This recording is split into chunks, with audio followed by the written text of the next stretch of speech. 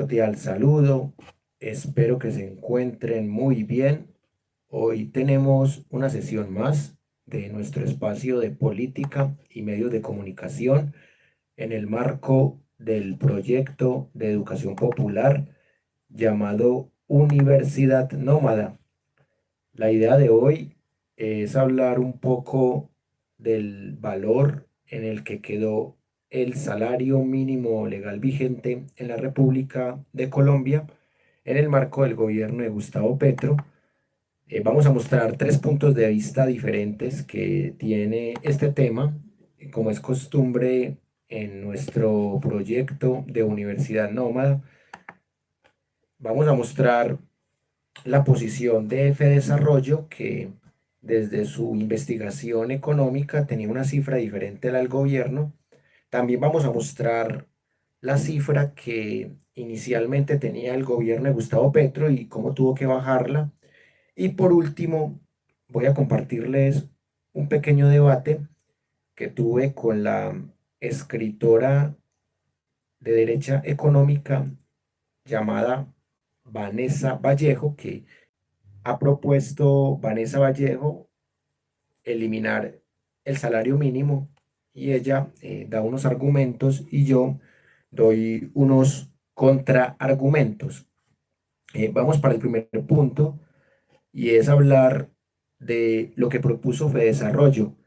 Fedesarrollo propuso una cifra de un aumento del salario mínimo en Colombia del 13,5%.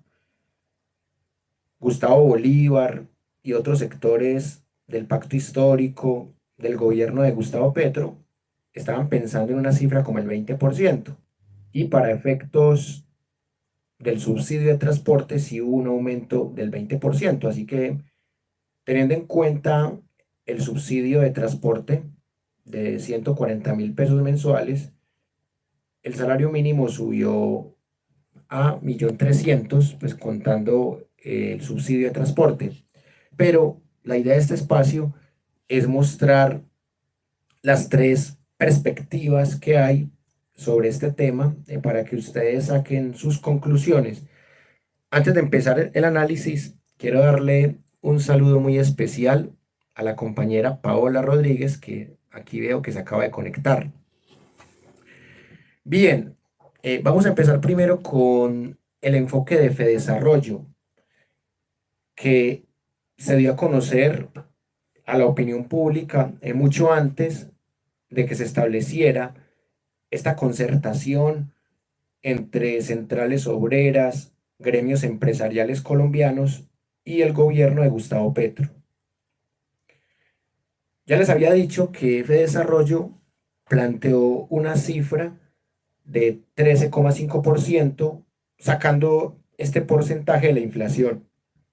Esto me parece algo respetable, pero no compartible, porque lo que propone Fedesarrollo es mantener el status quo. Lo que proponía iba en búsqueda de reducir la pobreza, reducir el hambre, reducir la concentración de la riqueza en pocas manos. Entonces, la propuesta inicialmente era de aumentar por lo menos un 20% el salario mínimo para que quedara 1.200.000. Pero solo se pudo lograr el 16% después de la concertación con estos gremios y con estas centrales obreras. Pero ya de entrada encontramos dos posiciones muy diferentes. La de Desarrollo, que solamente piensa en el tema de la inflación, y la del gobierno de Gustavo Petro, que piensa en el hambre, en la pobreza, en la concentración de la riqueza en pocas manos. Son dos enfoques respetables, pero me inclino totalmente a favor del enfoque de Gustavo Petro.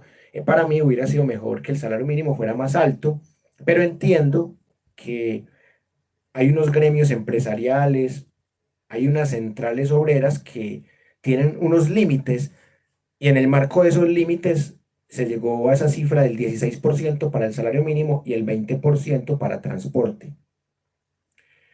Pero hay un tercer enfoque y es el que más quiero profundizar. En el 2018, cuando Iván Duque Márquez le ganó la presidencia a Gustavo Petro, una escritora de la llamada derecha económica colombiana, muy cercana a Bermeo, al argentino Agustín Laje, decía que había que eliminar en Colombia el salario mínimo. Y yo me tomé el atrevimiento de escribirle para refutarle esa idea. Entonces, a raíz de ese debate, salió una conversación que les quiero compartir esta noche. Mi debate con Vanessa Vallejo, que empezó el 27 de junio del año 2018. Entonces, yo le dije a Vanessa lo siguiente: no estoy de acuerdo contigo en que la solución para crear empleo sea rebajar o eliminar el salario mínimo. Lo que hay que hacer es rebajarle el sueldo al presidente, a los ministros, a los quitarle exenciones tributarias a los bancos y a las multinacionales. Colombia es el tercer país más desigual del mundo. ¿Te parece justo que para acabar con el estrato cero haya que bajar a los del estrato 3 al estrato uno? ¿Sabías que en el gobierno de Álvaro Uribe Vélez se despilfarraron 40 millones de dólares solo en un avión privado para transportar al presidente de sus amigos, como lo denunció? Lamento que te hayan amenazado de muerte e insultado, pese a que tu tesis es pro-elitista. Se nota que no la planteas con mala fe ni con malas intenciones. Se nota que eres muy buena persona. Un saludo y cuando quieras debatimos este tema con respeto. Bueno, eso fue lo que yo le escribí a la escritora y periodista económica de derecha, Vanessa Vallejo, íntima amiga de Bermeo y de Agustín Laje. Y ese mismo 27 de junio del 2018, ella me compartió un artículo de por qué había que eliminar o por lo menos rebajar al máximo el salario mínimo. Y ella me dio los siguientes argumentos. Ella me dice: el empresario no crea empleos por bondad o por tener buen corazón. El empresario crea empleos cuando mejora sus ingresos y para esto el empleo creado debe ir acorde al nivel de ingresos. Hay que, primero que nada, recordar que estamos hablando de un sistema voluntario. Nadie obliga a alguien a trabajar para una empresa y nadie obliga a un empresario a contratar a alguien, aunque en esto los sindicatos son expertos en cambiar ese modelo voluntario y obligan a las empresas a mantener a ciertas personas empleadas. Entendiendo que es un sistema voluntario, ahora debo recordarte que un empresario no va a contratar a alguien que le represente pérdidas, de forma que si el trabajo que hace un empleado no es suficiente para cubrir su costo, que no son los 800.000 pesos que terminan en el bolsillo del empleado, sino casi 1.400.000, no va a poder contratarlo, a menos que quiera ir a la quiebra, lo cual no solo significaría el cierre de la empresa, sino también la pérdida de los empleos que da esa empresa. El tema de los impuestos ha sido demostrado ampliamente que la reducción de impuestos genera mayor empleo. Mientras más riqueza hay en un país, más inversiones se hacen y esas inversiones es que tienen más dinero para invertir y en el proceso, como consecuencia, se generan empleos. La economía no se trata de historia, se trata de comportamiento humano. Por eso, los que lo abordan desde la historia, como el marxismo, han creado tanta pobreza y miseria, mientras que los que lo abordan desde la praxeología han generado riqueza y bienestar. Saludos. Bueno, eso fue lo que me respondió Vanessa y yo le contesté lo siguiente: Vanessa, tu primera premisa se contradice con la segunda, porque al empresario no tener la obligación de crear empleo por bondad, sino por usura, entonces el hecho de que se le rebajen impuestos no implica que él por caridad genere empleo. Si él tiene unos medios de producción más o menos claros, tierra, capital, trabajo, tecnología, conocimiento, ¿por qué habría de contratar a personas solo por inclusión y porque se conforman con 200.000 mensuales al no tener estudios profesionales o las competencias básicas e idóneas para ocupar un cargo? El que más tiene medios de producción, más impuestos debe pagar. Así funciona en los países socialdemócratas. en los que no hay expropiación ni tampoco exenciones tributarias muy altas, ni el capitalismo salvaje la solución, ni el socialismo radical. Hay que buscar un equilibrio entre Estado y mercado. Yo no defiendo el marxismo, pero sí hay conceptos de dicho paradigma que tienen validez como la plusvalía, como la lucha de clases reflejada en la concentración de la riqueza en pocas manos y como la importancia de que la clase trabajadora tenga unas garantías. Sobre el tema sindical, te digo que en este momento es muy importante para luchar por los derechos de la clase trabajadora. Te pongo el ejemplo de presidentes como Alfonso López Trabajador, en términos de horas, de tiempo y de pago. Después del segundo gobierno de López Pumarejo, se han ganado unos derechos que en el gobierno de Uribe se han tratado de quitar entre el 2002 y el 2010. Tú sabes que en Colombia se roban 50 billones de pesos anuales, según las cifras oficiales, y esto lo hacen los politiqueros. Es muy injusto. Han creado riqueza, pero solo para los más ricos. Bueno, hoy tengo una conexión pésima, así que espero que comprendan esta situación y gracias por seguir en sintonía. Entonces, iba acá, por lo que es muy injusto que las crisis fiscales las tengan que intentar subsanar con la clase trabajadora. Quienes ignoran la historia han creado riqueza, pero solo para los más ricos, como con el programa Agroingreso Robo Seguro. Un saludo y muchas gracias por compartir. Bueno, ella dice, usura, Wilmer, yo dije ganancia, usura es algo diferente. No hay contradicción, simplemente tú no lo entendiste, tú contratas a personas que generen beneficio para tu empresa, no por inclusión, jamás hablé de inclusión. ¿Cómo se pagan impuestos por porcentajes? Ya se paga más de manera proporcional, incluso si todos pagaran el mismo nivel porcentual. El concepto de plusvalía ha sido totalmente desmontado, especialmente por la teoría subjetiva del valor de la escuela austríaca, una de sus más grandes contribuciones y precisamente la que dio estocada final al concepto marxista de la plusvalía. Los sindicatos no tienen que ver con la lucha contra la corrupción, no hay enlace que hacer como tú lo haces. Entonces yo le respondí a Vanessa, Vanessa, sé muy bien la diferencia entre usura y ganancia, precisamente porque no se excluyen. Y desde que la usura sea legal no tiene problema, salvo cuando se viera la soberanía para favorecer a las multinacionales. Desde el 14 de noviembre de 1950, con el decreto 3419 del gobierno de Laureano Gómez, se suprimió las zonas de reserva en Colombia para darle ventajas a las multinacionales y con el código Urdaneta, conocido como el Código de Petróleos, se dio la no reintegración de divisas para Colombia. Los oleoductos quedaron exentos de derechos de aduana y los Estados Unidos de América quedaron con la potestad de poder explotar nuestro subsuelo durante 63 años. Concesiones que se mantuvieron en los gobiernos pro-norteamericanos de Álvaro Uribe Vélez, de Juan Manuel Santos, bueno, y también se hizo en el gobierno de Duque. Los millones de dólares de ganancias de Ecopetrol, ¿para quién quedan? ¿Para el pueblo colombiano o para multimillonarios? ¿Se justifica el daño ambiental y tanta dependencia del petróleo? La usura y la corrupción van de la mano con la ganancia como tú la planteas. Eso es lo criticable cuando se habla de la explotación de los recursos naturales, sin prácticas de sostenibilidad ambiental. Por ende, hay ganancias que, aparte de usureras, se basan en destruir el planeta.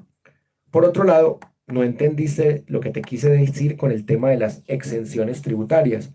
Un presidente como Iván Duque Márquez, en vez de quitarle privilegios a los más poderosos, les rebajó más impuestos con la falsa presunción de que con eso se les ablandaría el corazón y generarían más empleo.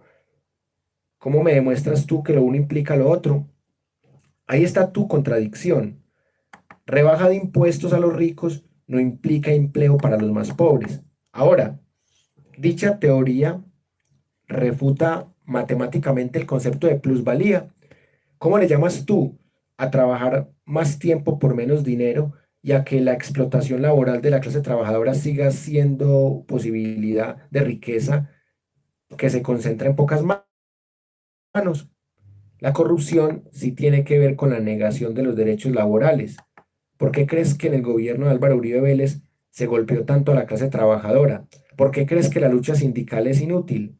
Si presidentes como el ya mencionado Alfonso López Pumarejo, con decretos como el 2350 y con leyes como la Ley 6 de 1945, realmente sí contribuyeron con la democratización de la riqueza y con el derecho de los trabajadores a protestar por las injusticias de sus patrones.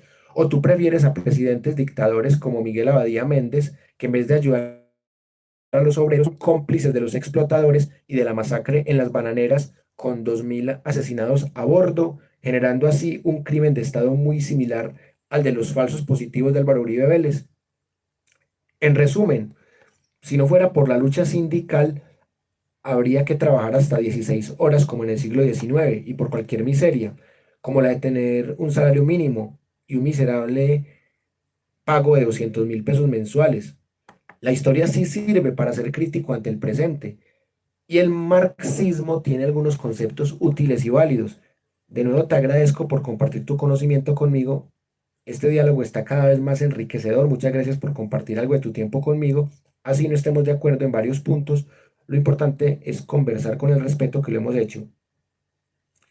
Bueno, y ya el 28 de junio a las 12:32 del mediodía, Vanessa me volvió a contestar.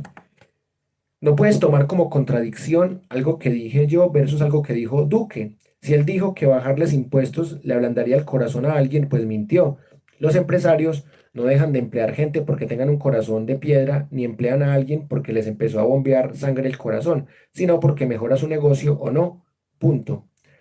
La rebaja de impuestos no debe ser a los ricos, debe ser a las empresas. Hay diferencias enormes de concepto, aunque en la izquierda los usan de manera intercambiable. La plusvalía, como la trata Marx, no existe. La teoría de Marx viene de la teoría del valor trabajo, donde se esgrime que el valor de una cosa viene del trabajo invertido en ella.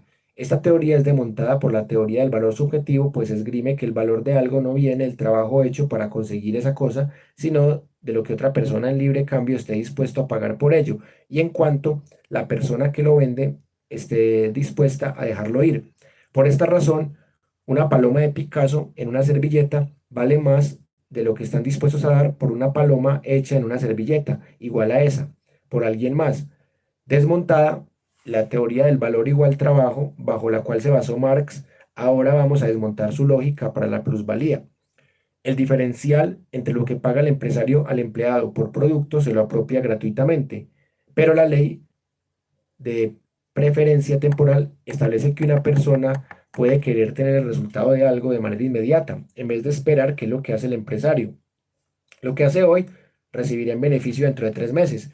Si has montado empresa, sabrás que los proveedores suelen tener facturas a cobrarse en 3 meses de manera muy común. El trabajador está dispuesto a aguantar 3 meses sin cobrar para de esa forma tener el precio completo del producto. Porque si eso fuese así, no sería el trabajador, sería el socio de la empresa y esto es lo que hacen las cooperativas. Ahora, el tema de la corrupción lo vemos muy diferente. Yo no confundiría corrupción con autoritarismo, aunque suelen ir de la mano.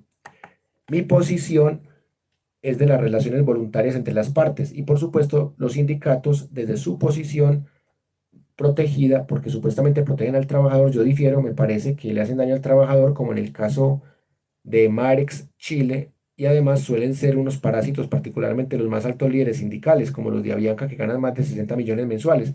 Entonces, usan esa posición para hacer daño contra el empresariado, para hacerlos cumplir lo que deseen en actos que si nos vamos al diccionario podríamos calificar fácilmente de extorsión. Bueno, y yo le respondo a Vanessa lo siguiente. La generación de impuestos genera más empleo. Es esta tesis la que incurre en una falacia de falsa causalidad. Tanto Iván Duque Márquez como tú la defienden. Lo uno no implica lo otro. Si tú le rebajas impuestos a los más ricos, que generalmente son las grandes empresas y las multinacionales, estás contribuyendo como Estado a que la riqueza se concentre en más pocas manos y a que la clase media tienda a desaparecer como pasa en Haití y en Angola, que son los dos países más desiguales del mundo y que luego sigue Colombia.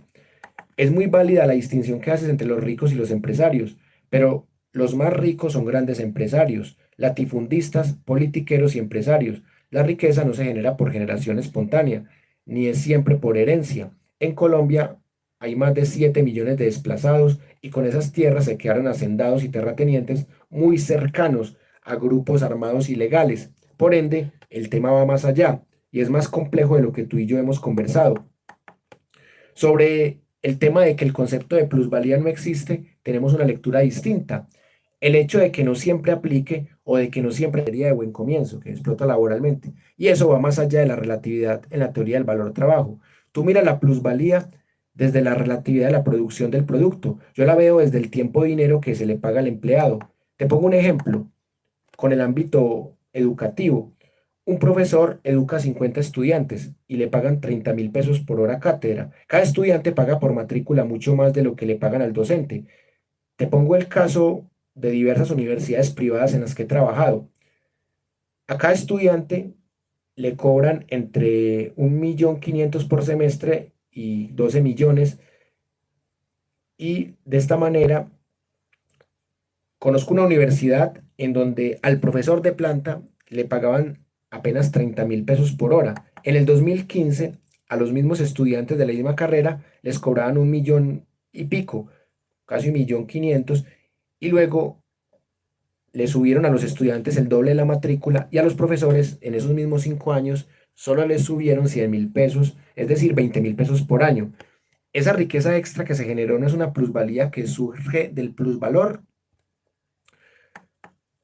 La corrupción tiene en el autoritarismo una de sus caras, como pasa en la plutocracia colombiana. Tienes razón en que hay líderes sindicales que pueden ser unos parásitos, pero ¿no te parecen más parásitos esos congresistas que ganan 41 salarios mínimos legales vigentes y que llevan toda la vida ya metidos y enriqueciéndose más con la mermelada y aprobando proyectos de ley al Ejecutivo a cambio de contratos? Bueno, esto lo dije en la época del gobierno de Duque. Vale aclarar que estoy hablando del 2018 cuando hice este debate. Así que no vayan a creer que estoy hablando mal de Petro, estoy hablando mal de Duque y del Congreso que tenía Duque.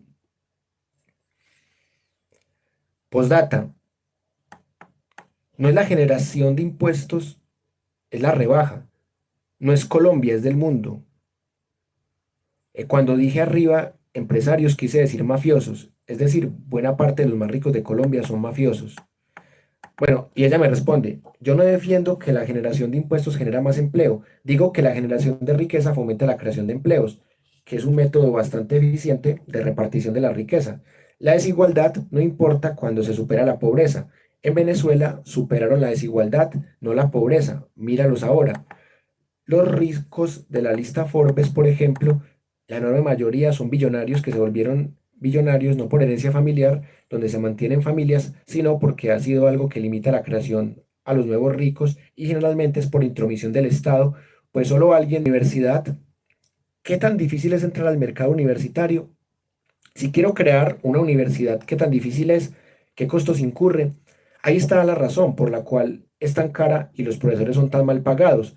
Hay un montón de costos sumergidos, costos que no son evidentes y que hace que la economía universitaria tan complicada. Si fuese un negocio tremendo, habrían más personas montando universidades en Colombia. Los congresistas, sin duda, me parece que se están enriqueciendo a costa de los colombianos que pagan impuestos. Eso incluye a pobres y a ricos. Sí, hay ricos mafiosos y pobres también. Contra los mafiosos hay que luchar a capa y espada. Y el Estado se ha vuelto protector de muchos. Bueno, ella decía el Estado, pero yo diría el gobierno uribista de Duque. Y ya que corregiste la premisa inicial, en Estados Unidos eso es justo lo que ha pasado cada vez que hacen una rebaja de impuestos y eso genera Estado. También se necesita una política estable.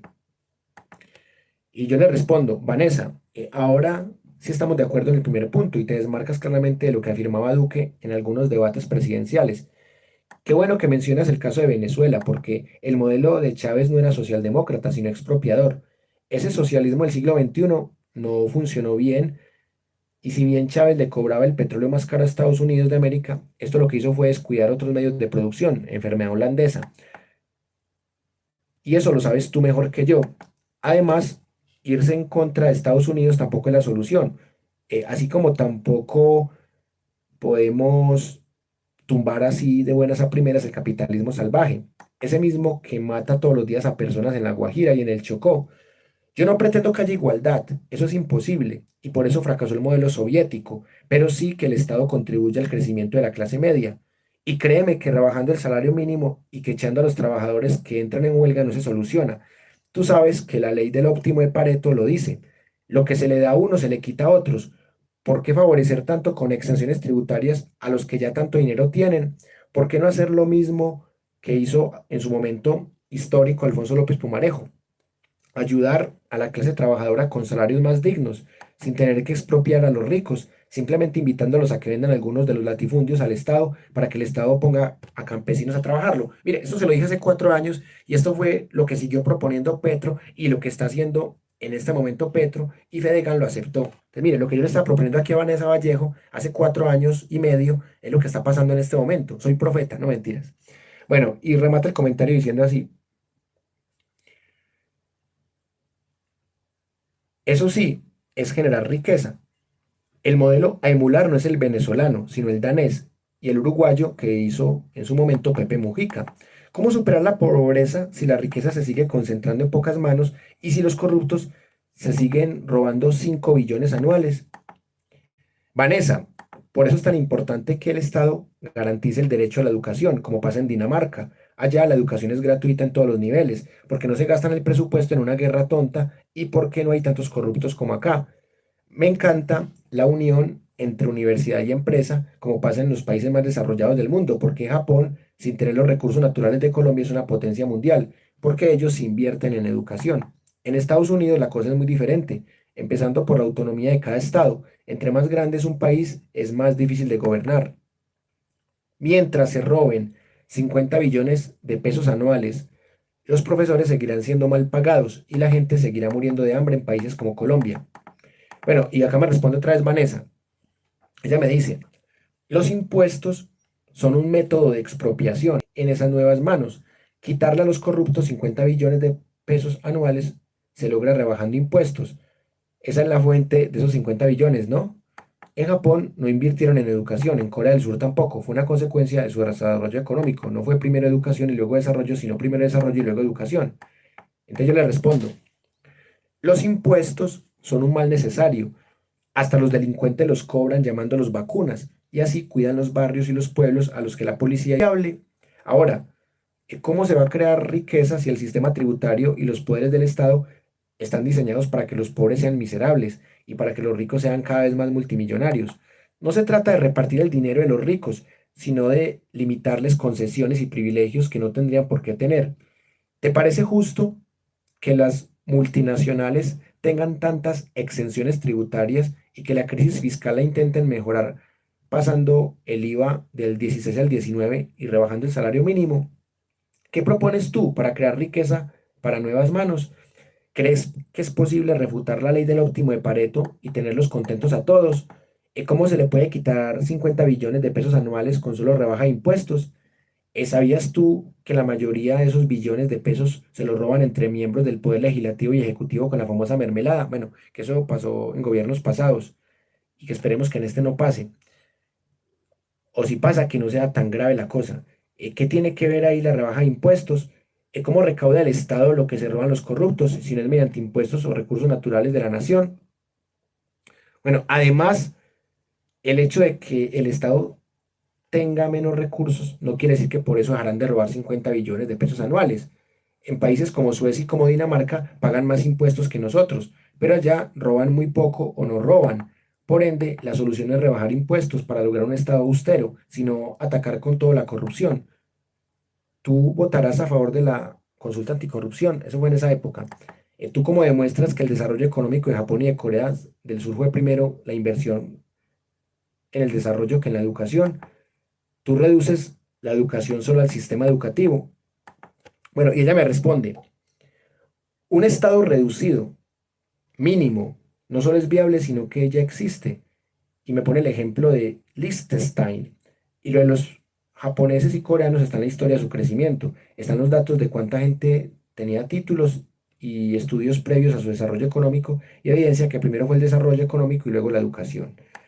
Entonces yo le pregunto, ¿cómo se podría volver Colombia un Estado reducido mínimo desde la eliminación del salario mínimo, desde el ataque al sindicalismo y desde la recomendar un libro o un artículo investigativo serio en el que se demuestre que el desarrollo económico de Japón y de Corea fue primero que la inversión en educación? Muchas gracias. Y ella me dice, de Liechtenstein está The State in the Third Millennium, Del otro no recuerdo dónde está, pero muestra las gráficas de crecimiento económico. Y las de educación, vino el crecimiento en la educación unos 10 años después de la senda económica. Entonces yo le respondo, crecimiento económico no es lo mismo que desarrollo económico. El crecimiento económico no tiene en cuenta el desarrollo humano. En cambio, el desarrollo económico sí, por ende, hay que preguntarse cómo ha sido el proceso de distribución de la riqueza. No respondiste a la pregunta principal, ¿cómo aplicar la teoría de Liechtenstein en el caso colombiano? Ahora, si es tan evidente que fue primero el crecimiento económico antes que la inversión en educación, es entendible. Acá en Colombia lo hemos visto en gobiernos como el de Pedro Nelo Ospina, como el de Mariano Ospina Pérez y como el de Laureano Gómez Castro. Pero lo extraño es un desarrollo económico que esté 10 años adelante de una inversión educativa. Japón quedó destruido tras la Segunda Guerra Mundial y sin tener los recursos naturales de Colombia se volvió potencia mundial y no solo fue por crecimiento económico, fue también por una forma vanguardista de pensar, por un sistema educativo bien estructurado y porque ellos no tienen los corruptos que tenemos nosotros, ni un absurdo conflicto armado. Además, que ellos saben trabajar en equipo, son más disciplinados y supieron adaptarse mejor al capitalismo. De hecho, tras 1945 y las secuelas de las bombas atómicas contra Hiroshima y Nagasaki, los Estados Unidos de América fueron 7 años los amos absolutos de Japón. Obviamente, en aquel momento, los japoneses no tenían capital para invertir en su sistema educativo. Los Estados Unidos los ponían a hacer largas filas para darles cualquier bocado de comida. Los apoyaron para que hicieran artesanías. Democratizaron las tierras de los antiguos emperadores para que quedaran en manos de los campesinos y trabajaran lo que ha propuesto Gustavo Petro para Colombia. Con esta reforma agraria, producto de una verdadera expropiación, el pueblo japonés empezó a superar la crisis de la posguerra. Sin embargo, fue la guerra de Corea lo que más favoreció en esta época a los japoneses, porque pasaron de ser invadidos a ser los grandes aliados asiáticos de Estados Unidos de América en contra del socialismo chino de Mao. Por estas ayudas militares, la deuda de la posguerra fue condonada. A los alemanes les tocó más duro porque ellos quedaron divididos entre cuatro potencias y no les perdonaron la deuda. Fueron inicialmente castigados con el mismo rigor que implicaba el Tratado de Versalles. Sumado al anterior, los japoneses no tenían el petróleo de los países del Medio Oriente, ni de Venezuela, ni tampoco grandes latifundios. Por ende, era de poco interés para el imperio estadounidense, salvo para ganar la Guerra Fría y para tener soldados gratis en su lucha contra el socialismo soviético. Sin embargo, el gran crecimiento económico de Japón intelectual produjeron las energías que los autos estadounidenses requerían. Y acá fue cuando la industria educativa, de la inteligencia y de la disciplina se potenció. Por lo tanto, la inversión educativa japonesa fue primero que su crecimiento económico, que su desarrollo económico y que su lugar en el podium como potencia mundial. Sin la educación necesaria, hubiera sido imposible que pasaran de ser colonia de Estados Unidos a ser aliados militares de ellos y finalmente que fueron necesarios para los gringos. Caso contrario a Colombia, que desde la pérdida de Panamá, seguida por la masacre de las bananeras y por la entrega del subsuelo en 1950 a las multinacionales norteamericanas, jamás tuvo la inversión necesaria en educación para ser útiles para los Estados Unidos y para las demás potencias capitalistas. Nuestra educación no ha sido prioridad, sino la guerra. A la guerra de Corea también llevamos el Batallón Colombia, construido especialmente para ayudar a los... ¿Por qué nos meten como socios de la OTAN? Japón, sin tener nuestros recursos naturales y sin tener nuestra biodiversidad, se volvió una potencia mundial porque invirtió en educación e hicieron un sistema educativo en un 75% práctico, ameno y efectivo. Por eso ellos tienen desarrollo y crecimiento económico. En cambio, nosotros solo hemos tenido crecimiento económico, pero para los ricos y para los demás un paupérrimo desarrollo económico, porque acá así se dupliquen las exportaciones de café o de Ecopetrol, así se generen millones de utilidades anuales, las regalías y las ganancias se han concentrado en pocas manos. Bueno, esto fue en el 2018, recordemos. Mientras en Japón eligen a presidentes como Antanas Mocus y como Gustavo Petro, que tienen prioridad en la educación para el desarrollo económico y humano, acá elegimos a guerreristas como Álvaro Uribe y como Iván Duque, quienes solo piensan en cómo favorecer a los más poderosos, en cómo atacar la clase trabajadora, en cómo rebajar y acabar el salario mínimo y con la clase media. ¿En serio sigues creyendo que el crecimiento económico y desarrollo económico son lo mismo? ¿En serio sigues creyendo que la solución es acabar o rebajar el salario mínimo? Con reformas tributarias que acaben la clase trabajadora, seguiremos pagando los altos intereses de la deuda externa con el Fondo Monetario. Bueno, eso ni siquiera lo puedo cambiar Petro. Pero miren, yo acá hace 4 años, yo decía que acá elegíamos presidentes como Duque y como Uribe. no como Mocus y como Petro. Entonces, menos mal que la historia me muestra que sí pudimos elegir 4 años y medio después a Gustavo Petro, bueno, o 4 años después. Me dice Vanessa, en Japón tienen la Yakuza, Wilmer, una mafia que forma parte de la cultura japonesa. No puedes comparar tierras de emperadores con tierras de privados. Ya hay un proceso de legalización de tierras, 7 millones de hectáreas, y espero que se complete porque es altamente necesario determinar los derechos de propiedad de las personas de manera correcta. Si pretendemos que nuestros políticos sean quienes determinen el futuro de la nación, siempre estaremos hundidos en la miseria. Dejemos eso en manos de privados.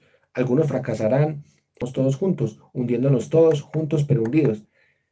Que admitas que el salario mínimo es de la clase media, ¿no te parece triste? Repito, mínimo, mínimo. El nivel más bajo permitido en la escala salarial es para la clase media. ¿Qué crees que hace esto en el costo de vida? ¿Por qué Colombia tiene un costo de vida tan alto? Y yo le digo, Vanessa, claro que se puede comparar. ¿En serio tú crees que el latifundismo... Yo no pretendo que el Estado como gobierno lo solucione todo. Además recuerda que el Estado es poder, gobierno, los tres poderes, es territorio y población. Es decir, nosotros también hacemos parte del Estado. ¿Por qué confías tanto en los privados? ¿En serio crees que ellos son filántropos que quieren ayudar al pueblo? Estamos en la etapa del sálvese quien pueda. Y sí, tienes razón. La clase media colombiana tiene que sobrevivir con un salario mínimo o con menos. Y la clase baja está pasando de la pobreza a la miseria. ¿Por qué defiendes tanto las políticas privatizadoras si este sistema solo beneficia a los más multimillonarios? El costo de vida en Colombia es alto por la misma corrupción, los monopolios, oligopolios, por la poca inversión en educación crítica y popular, que no nos vuelve disciplinados y estratégicos como los japoneses, quienes con menos recursos naturales logran más y mejores avances. ¿Qué solución propones para que este país no se hunda más? Entonces me responde Vanessa, lo del Estado, siendo también la población, es una farsa, a menos que apliques un sistema como el de Liechtenstein, donde tus decisiones están limitadas territorialmente a tu zona de interés. Yo no creo en los privados que sean como filántropos, pero creo que cada quien apuntando a sus intereses logra cosas increíbles, como escribir en mi página una cita. No es por la filantropía del ganadero, ni del carnicero, del panadero que tenemos comida en nuestra mesa, bueno, puro Adam Smith. Yo defiendo los sistemas voluntarios de intercambio, eso que llaman neoliberalismo, ni sé qué es. Ni ustedes en la izquierda simplemente le llaman así a cualquier cosa que no les guste. Sigues con el tema de la educación, pero no veo qué país haya invertido en educación y eso lo haya sacado de la pobreza, no hay ninguno. Los japoneses tienen una cultura que los hace disciplinados, los coreanos también, pero mira Corea del Norte y Corea del Sur. Las libertades económicas son críticas y necesarias. Lo que propongo es aumentar las libertades económicas, reducir el alcance del Estado y dejar que los privados, que somos todos, no solo las empresas, hagamos nuestro trabajo, que es salir adelante. Podrás decir que en el proceso unos van a acabar con otros, pero dame un ejemplo en donde un privado, sin ser un mafioso o tener el apoyo del Estado, que es otra forma de decir mafioso, ha pasado por encima de los derechos de otro privado. Y yo le respondo a Vanessa, no es una farsa considerar a la población como parte del Estado. Al pagar impuestos somos contribuyentes. Lo que tú dices en el segundo párrafo es lo mismo que sostiene Adam Smith en torno a las causas de las riquezas de las naciones. Sin embargo, estás desconociendo el vínculo mafioso que hay entre los politiqueros del Estado y grandes empresas privadas, como pasó en el caso del neoliberalismo, es un invento de la década de los 30, pero hoy día lo utilizamos de manera pragmática para decir que el neoliberalismo son políticas privatizadoras. Yo sé que es diferente, pero lo hago como parte del análisis de la ideología política y trato de hacer libre pensamiento. La privatización es muy importante para las potencias mundiales y para los magnates de cada estado, pero es paupérrima para la industria nacional y para la clase trabajadora. ¿Tú crees que un humilde lechero colombiano tiene con qué competir con la gran tecnología de los lecheros neozelandeses? ¿No ves la importancia de la inversión en educación porque crees que la creación energética japonesa salió de la nada? ¿O crees que la socialdemocracia danesa nada tiene que ver con su desarrollo económico y humano? La mejor cara del supuesto capitalismo no es la de Estados Unidos de América, es la de los países nórdicos que unen lo mejor del capitalismo solidario que tú defiendes y lo mejor del socialismo, que es democratizar los medios de producción sin expropiar y mejorando la mentalidad de un país desde la educación, como en el caso de Japón. Rodrigo Saldarriaga decía, es preferible un corrupto que un neoliberal honrado, porque el corrupto roba un pedazo del presupuesto, mientras que el neoliberal abre el campo para que las multinacionales extranjeras acaben con todo. Esta tesis pese a ser izquierdista, es válida. La concentración de la riqueza en pocas manos lo demuestra tanto en Colombia como en el resto del mundo. Finalmente, las libertades económicas generalmente se traducen en consumismo y genera daños ambientales. Pero mientras tú consumes y consumes, tu presidente Iván Duque se arrodilla ante los grandes dueños del capital y ante las mafias que los apoyan. Sí estoy de acuerdo con la libertad económica entre ciudadanos, pero lo que jamás compartiré son esas políticas privatizadoras que tienen a unos en el primer mundo y a otros en camino al cuarto mundo. Entonces, ella remata el debate diciendo, Wilmer, estás a favor de las libertades económicas para unos, pero para otros no. Hay unos más iguales que otros entonces. Y yo le respondo, Vanessa, estoy a favor de las libertades económicas de todas las personas. Así unas sean más consumistas que otras. Así unas tengan éxito en sus negocios y otras no.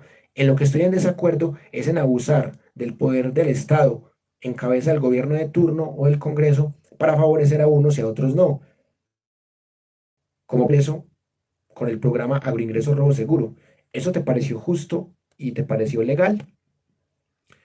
Bueno, esta última respuesta se la di el 29 de junio de 2018 a la 1:39 de la tarde. Esa fue la última y ese mensaje nunca le llegó y hasta ahí llegó el debate con Vanessa Vallejo, gran amiga de Bermeo y de Agustín Laje, y ella defiende la misma teoría minarquista.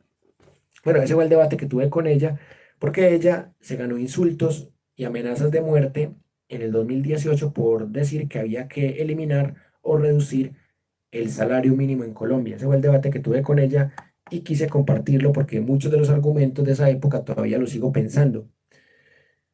Sid People With, muy buenas noches, espero que todavía esté en línea, gracias por el saludo. Bueno, hoy quería hacer algo diferente, quería mostrar tres enfoques de lo que es el salario mínimo.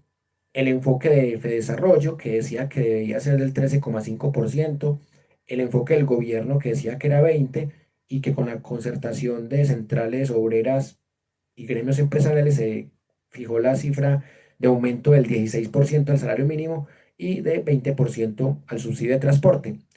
Y la última perspectiva que quería compartir con ustedes fue la del debate que tuve hace 4 años y medio con la escritora, periodista y aparente economista Vanessa Vallejo, que ella defiende ideas minarquistas, ella defiende que el Estado lo más pequeño posible, y ustedes pudieron ver que tenemos puntos de vista muy diferentes y ustedes sacarán sus conclusiones. Yo tengo tres conclusiones de este último punto con Vanessa Vallejo. El primero, que ella piensa mucho en los ricos. Ella considera que todo debe mantenerse como está. Ella considera que el impuesto es un robo, que es una expropiación. Entonces, que un Estado en cabeza de X gobierno debe cobrar la menor cantidad de impuestos. Ella cree que si no comparto eso. Y ella cree que el salario mínimo se debe eliminar o que como mínimo se debe reducir. Eso era lo que pensaba Vanessa Vallejo hace 4 años y medio y todavía sigue pensando lo mismo. Y yo también sigo pensando lo mismo.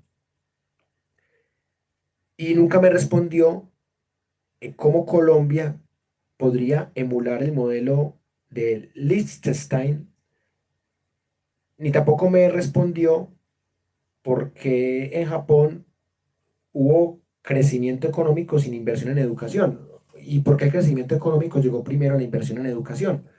O sea, nunca me explicó eso tampoco, pero bueno. Ahí quedó el debate con Vanessa Vallejo y tengo básicamente tres conclusiones para compartir con ustedes.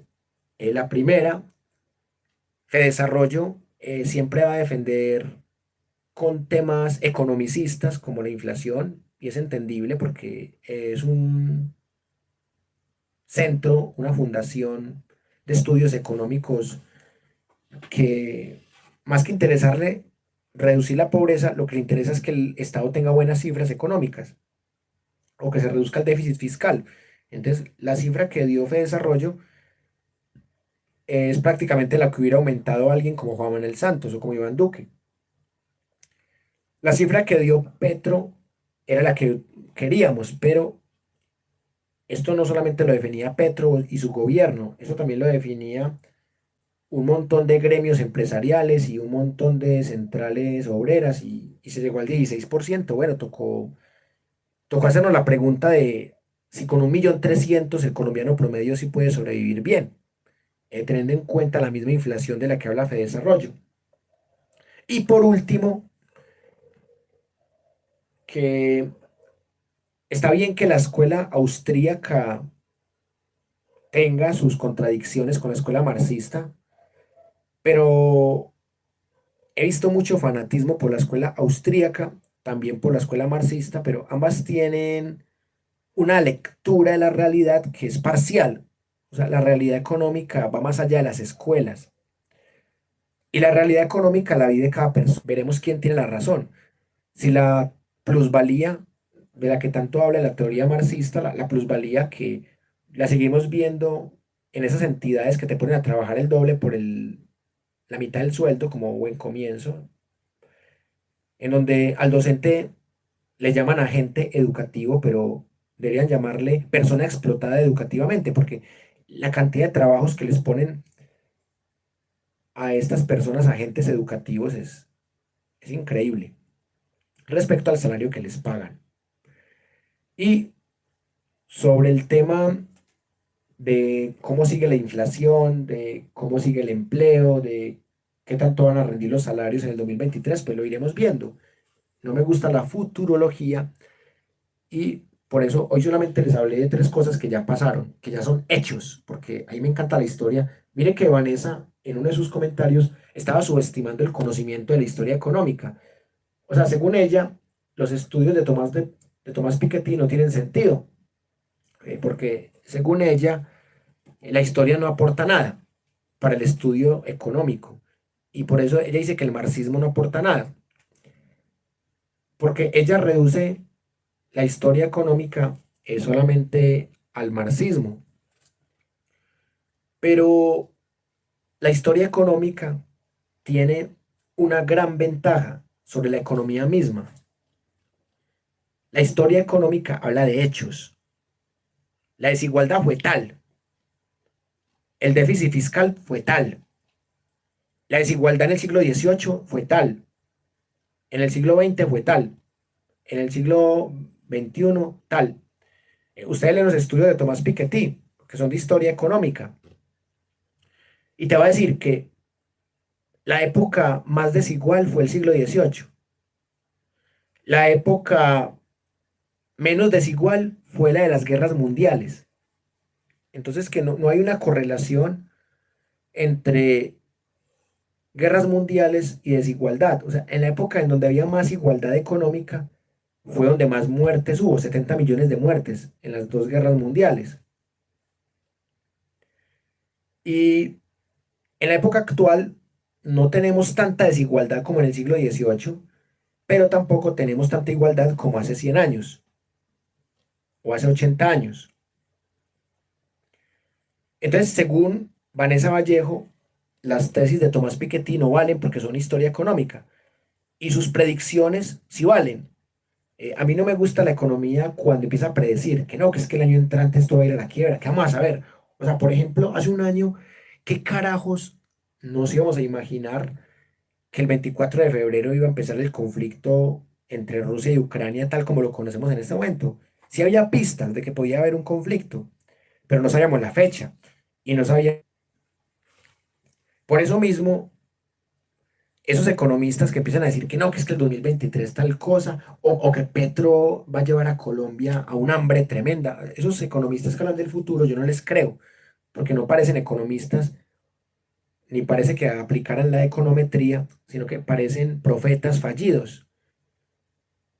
Y este año ha sido la caída de los profetas fallidos. Petro nunca va a ser presidente de Colombia. Un guerrillero nunca va a ser presidente de Colombia. Y en este momento, ¿quién es el presidente de Colombia? Argentina y Messi nunca van a ganar un mundial. Nunca. Argentina y Messi ganaron un mundial. Entonces, este año fue muy bonito porque se cayeron las profecías. Ay, no, es que Nacional nunca le va a ganar una final al Papá Tolima. Nacional le ganó una final al Tolima en Ibagué. Entonces, miren, este año se fueron cayendo esas falacias de esos que se creen futurólogos o profetas y espero y estoy casi seguro que así va a ser, que en el 2023 va a pasar lo mismo, que van a seguir haciendo profecías que se van a seguir cayendo con los hechos. Y aquí analizamos hechos y no profecías. Muchas gracias por haber compartido este rato, pero antes de despedirme, quiero contarles una nueva política que vamos a tener en la Universidad Nómada para el 2023, pues que ya la hemos hecho, pero que en el 2023 la haremos con mayor rigor. Y esta política es hacer servicios sociales, es decir, ayudarle a las personas del común a que solucionen un problema. Entonces, estamos siguiendo de cerca el caso de un niño en el barrio Aranjuez y la idea es que este niño reciba un apoyo porque tiene dificultades para caminar y lamentablemente es un niño que tiene varias enfermedades, sobre todo tiene convulsiones, entonces vamos a contar la historia con algunos papeles médicos que nos han mandado de este niño para que ustedes vean cómo le pueden ayudar, pues en algún momento es, es lograr lo que hemos hecho ya con otras familias, con la familia de Chari en el 2020 que pudimos ayudar, también la familia de Catherine Arias, que le ayudamos en el 2021, al maestro Ananda, que le ayudamos en el 2022. Entonces, para este 2023 vamos a ayudarle a esta familia, que es una madre soltera, desplazada, víctima de violencias basadas en género. Y pues lamentablemente ella ni siquiera puede salir en el video porque está amenazada de muerte, porque hay una situación muy delicada ahí con su ex esposo y unos enemigos de su ex esposo. Entonces ella no puede salir al aire, no puede mostrar cara, no puede decir su nombre y el niño tampoco. Pero yo les voy a compartir toda la papelería en el grupo de WhatsApp porque el niño requiere una operación muy urgente para el viernes y la mamá no tiene cómo pagarla. Entonces vamos a ver cómo hacemos una rifa o alguna cosita para ayudar a esa familia. Y también, si ustedes conocen alguna familia que esté pasando por alguna situación compleja, aquí no tenemos gran alcance, pero sí tenemos buen corazón. Podemos publicar en este canal en el que tenemos 6.482 suscriptores, en el canal personal donde tenemos 333 suscriptores, en los dos perfiles de Facebook que tengo, de 5.000 contactos cada uno, en la página de Facebook de la Universidad Nómada, en los grupos de WhatsApp. Podemos ir publicando esas historias para que nos ayudemos, para que veamos cómo pueden ayudar, porque así sea con 10.000 pesos o con una libra de arroz, cualquier cosita que podamos darle a esas familias, va a ser un proceso muy bonito y más familias que han sido víctimas de desplazamiento forzado, de violencias basadas en género, de abandonos, de violaciones, de enfermedades a cortas edades. Entonces, esas son las familias que queremos ayudar. Entonces, vamos a buscar convenios con emisoras, emisoras comunitarias, canales de televisión comunitarios, y así que la Universidad Nómada no solamente sea un proyecto de educación gratuita, sino que también sea un espacio de tejido social, de servicio social, y las familias que puedan salir en cámara saldrán en cámara, pero las que no, hay que cuidarles la identidad y ayudarles lo que más se pueda. Entonces, ahí les dejo el mensaje para que me estén contando, bien sea al Facebook Wilmer Alberto Zuleta López, cualquiera de los dos perfiles que tengo con ese nombre, a la página de Facebook Universidad Nómada, educación superior gratuita, o a WhatsApp, quienes me tienen en WhatsApp también me pueden hablar por ahí y vamos a seguir, vamos a dar los mensajes de las familias que tanto lo necesitan, familias que en este momento están aguantando hambre o que están soportando alguna terrible enfermedad. Y también vamos a hacer espacios para el desahogo y para combatir la depresión, porque la tasa de suicidios fue muy alta en este 2022 y después de la época de pandemia ha habido un incremento de suicidios en Colombia, particularmente en la ciudad de Medellín. Entonces, no somos psicólogos ni salvadores, pero sí podemos escuchar, aunque también tenemos psicólogos en el proyecto, claro, y psicólogas, pero más allá de nuestra profesión, escuchar a esa persona que está deprimida y de pronto salvar vidas.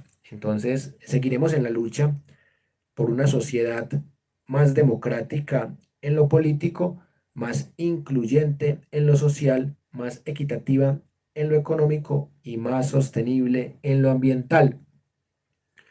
Les habló Wilmer Alberto Zuleta López, docente universitario, el líder de este proyecto. Les agradezco mucho la sintonía a personas que comentaron como Sidpi Podwit, como Paola Rodríguez, a las personas que estuvieron ahí en línea todo el rato, así no hayan hablado, a las personas que nos van a ver en diferido, que el 80% de la gente nos ven diferido. Y espero que nos sigan acompañando. La universidad no va, nunca para. Aquí hacemos clases los 24, los 31 de diciembre. Esto nunca para porque eso es un proyecto que quiere romper las reglas de la academia. Mientras que la academia descansa, como la Universidad de Antioquia, la universidad nomás se mueve, no tiene horario, no tiene fechas. Aquí cualquier día podemos hacer videos, compartir alguna reflexión, alguna teoría, algún servicio social. Y les estaremos contando de las alianzas que podamos conseguir para el año 2023, las ciudades que podamos visitar, los barrios, los municipios, las veredas, porque seguiremos en esta lucha. Les envío un abrazo muy grande. Mañana tendremos la clase de geopolítica, el viernes la de pensamiento crítico y ahí nos iremos yendo. Les envío un abrazo muy grande. Les pido disculpas por las fallas técnicas. Hoy tuve muchos momentos en donde se me cortaba la transmisión, entonces creo que por eso hubo gente que se desconectó, pero bueno, gracias a la gente que se quedó hasta el final. Un abrazo muy grande y hasta pronto.